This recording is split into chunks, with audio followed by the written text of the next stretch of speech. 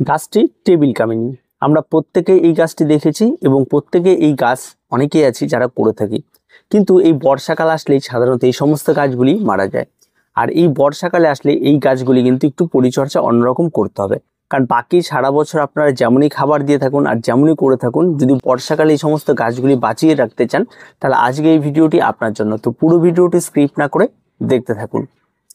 সবার প্রথমে যে বিষয়টি নিয়ে কথা বলবো সেটা হচ্ছে টেবিল কামিনী। যারা করছেন তাদেরকে আমি আগাগোড়ায় বলে এসেছি, টেবিল কামিনী কোনো ইনডোর প্ল্যান্ট নয়, এটা একটা আউটডোর প্ল্যান্ট। এবার এই আউটডোর প্ল্যান্টে যারা সাধারণত রাখছেন আউটডোরে, তাদের গাছ একটিও নষ্ট হয়নি এখনো পর্যন্ত। আর যারা ইনডোরে রেখেছেন তাদের কাছে অনেক সমস্যা দেখা দেবে। আর এই গাছে আরেকটি সমস্যা দেখা দেয়, যেটা হচ্ছে গাছের গোড়ায় জল জমবে। যাদেরই গাছের গোড়ায় জল জমবে বা ওয়েলডেনেস মাটি নেই, তাদেরই কিন্তু গাছের পাতা ঝরা শুরু হবে এবং সম্পূর্ণ গাছে ফাঙ্গাল ইনফেকশন শুরু হবে এবং তারপরে গাছটি সম্পূর্ণ ভ্যানিশ হয়ে যাবে। বর্ষাকালে এই সমস্ত গাছগুলি যেহেতু খোলা আকাশের নিচে থাকে এবং প্রচুর পরিমাণে বৃষ্টির জল এই গাছের গোড়ায় জমে, তার জন্য কিন্তু গাছের গোড়ায় কিন্তু ইনফেকশন হয় এবং যার ফলে কিন্তু গাছটি আস্তে আস্তে আস্তে আস্তে নষ্ট হয়ে যায়। তো এই সময় এই গাছগুলি যদি দুই একবার বৃষ্টি হয়, সামান্য একটু বৃষ্টি হলে ভিজলো, তাতে গাছের উপকার আছে। কিন্তু যদি দেখা যায় টানা সারাদিন বৃষ্টি চলছে বা দুদিন তিন দিন বৃষ্টি চলছে বা বর্ষা শুরু হয়ে গেছে, সেক্ষেত্রে কিন্তু সমস্যা হতে পারে। আর এই সমস্যা থেকে বেরিয়ে যাওয়ার জন্য আপনাকে প্রথম যেটি করতে হবে সেটা হচ্ছে গাছের গোড়ার দিকে খেয়াল রাখতে হবে, বা কোনো একটা শেডি জায়গা যেখানে রোদ লাগে কিন্তু বৃষ্টির জল তেমন খুব একটা বেশি পড়বে না, তেমন একটি জায়গা আপনাকে এই গাছটিকে আগে নিতে হবে, সেখানে রাখতে হবে। তারপরে যে বিষয়টি রয়েছে সেটা হচ্ছে গাছের গোড়ায় কোনো রকম যাতে জল না জমে, তার জন্য গাছের গোড়ার দিকে বেশ কিছু ছিদ্র করে দেবেন, যে ছিদ্রগুলি একটু বড় বড় করে দেবেন, যে ছিদ্র দিয়ে বায়ু চলাচল যেন করতে পারে।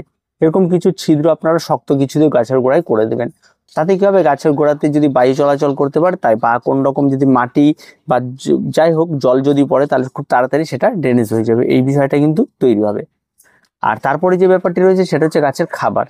এই সময় কিন্তু গাছের খাবার কিন্তু খুব একটা বেশি ব্যবহার করা যাবে না, যেহেতু গাছের গোড়ায় প্রচুর পরিমাণে বর্ষাকালে কাদা জমে গেলে নিমাটোল হয় এবং গাছের গোড়ার শিকড়কে নষ্ট করে। যার জন্য আপনারা এই সময় গাছের গোড়ায় 1 চামচের মতো, খুব বেশি হলে 1 চামচ নিম খোল আপনারা ব্যবহার করে রাখুন। আর যদি এর সঙ্গে একটু সামান্য ফরাডন ব্যবহার করেন এবং অ্যান্টিফাঙ্গাল ব্যবহার করেন তাহলে কিন্তু আরো ভালো। এই দুটো মিশিয়ে নিয়ে একটু গাছের গোড়ায় ব্যবহার করে দিবেন। এই নিম খোল থেকে কিন্তু এখন কিন্তু প্রচুর পরিমাণে নাইট্রোজেন, ফসফরাস, পটাশিয়াম সমস্ত খাবার কিন্তু গাছ পেয়ে যাবে, তাতে গাছের গ্রোথ ভালো হবে। এবার যদি এই সময় কেউ মনে করেন যে গাছের গ্রোথ হচ্ছে না এবং আমি ম্যাক্সিমাম পরিমাণ খাবার দেবো, ভার্মি কম্পোস্ট ব্যবহার করতে চান, তাহলে সেক্ষেত্রে কিন্তু ভার্মি কম্পোস্ট গাছের গোড়ায় ব্যবহার করলে কিন্তু জল ধরা শুরু হবে, সেক্ষেত্রে কিন্তু গাছের সমস্যা দেখা দিতে পারে। একটু ওয়েট করুন। এবার হচ্ছে তাহলে আমরা গাছগুলিকে একটু কোনো খাবার দেবো না, এই সময় গাছের যে খাবারটি দেবেন সেটা হচ্ছে আপনারা লিকুইড ফার্টিলাইজার ব্যবহার করুন। আপনারা 15 দিনে একবার এইখানটায় খাবার দিন, আর সেটা হচ্ছে 1 গ্রাম আপনারা এনপিকে 1261 নিন আর 1 গ্রাম এনপিকে 20 নিন।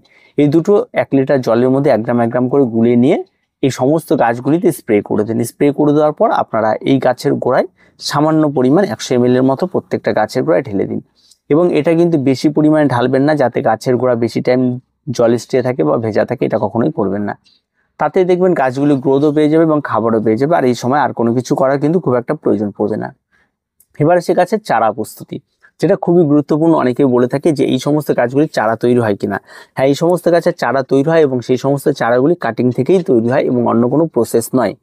এবং এই সমস্ত গাছের চারা তৈরি করার জন্য আপনাকে যেটা করতে হবে সেটা হচ্ছে গাছের গোড়ার যদি নিচের দিকে দেখেন, এটা মনে করেন একটা বল শেপ রয়েছে, এই বল শেপের বাইরে যে সমস্ত ডালগুলি রয়েছে, এই নিচের দিকে যদি আপনারা খেয়াল করেন, এই 2-4টে ডাল রয়েছে, এই সমস্ত ডালগুলি একেবারে নিচের দিকে যে সমস্ত ডালগুলি রয়েছে একদম পুরনো ডাল, যে ডালগুলি দেখবেন একদম শক্ত হয়ে আসছে, সেই সমস্ত ডালগুলি কেটে নেবেন। কেটে নেওয়ার পর গাছের গোড়ার দিক থেকে অনেকটা পাতা ঝরিয়ে দেবেন। পাতা ঝরিয়ে দেওয়ার পর সেই গাছের গোড়ার দিকে আপনারা একটু কাটিং এড লাগিয়ে দেবেন। কাটিং এড লাগিয়ে দেওয়ার পর একটা পাত্রের মধ্যে, যেটা আপনারা প্রত্যেকেই জানেন চারা ট্রে অনেকেই তৈরি করে রাখেন, সেই সমস্ত ট্রের মধ্যে এই সমস্ত গাছগুলি আগে ট্রেটার মধ্যে ফুটো করে নেবেন। সঙ্গে সঙ্গে এটা কিন্তু ফুটো করে ঢুকিয়ে দেওয়ার চেষ্টা করবেন, অনেক নরম।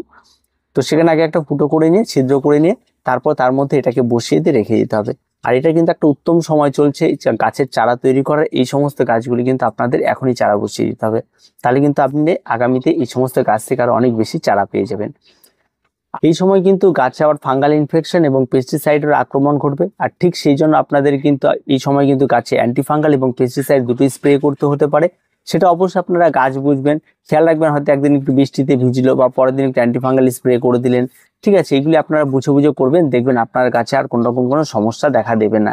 এই ছোট্ট ছোট্ট বিষয়গুলিতে একটু নজর রাখতে হবে। তার সঙ্গে সঙ্গে আপনাকে অবশ্যই একটু মনিটরিং করতে হবে, গাছের কাছে যেতে হবে, গাছটিকে এভাবে ঝাঁকিয়ে দেবেন যে গাছের কোনো পাতা নিচে পড়ছে কিনা।